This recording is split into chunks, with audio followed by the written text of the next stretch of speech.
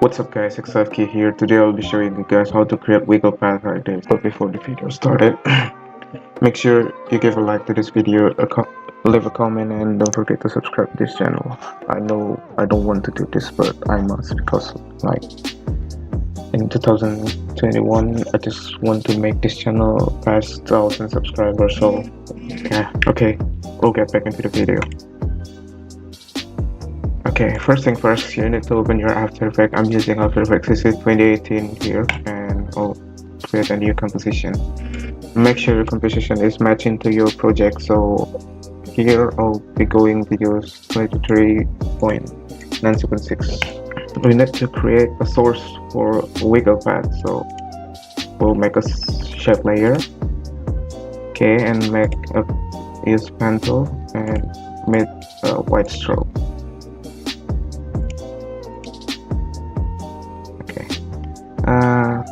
After this, we can adjust the stroke size into whatever size you like to. Mine will going to be, oh sorry, I mispressed the button. Mine will going to be 200 pixels, and we'll get into this tab. Open this tab and add some animation called wiggle path. Okay, and then open this one.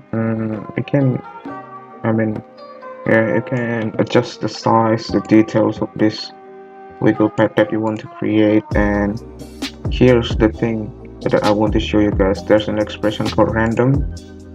Alternate click on this random set and put random and put the amount of random you want to. Mine will going to be 15 or 20.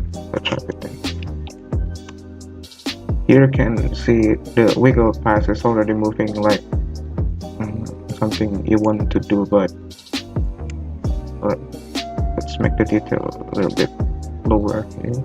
And yeah, it's already done, but I don't like this because the movement is too fast. So I'll add some, what is it called, to limit your frame rate.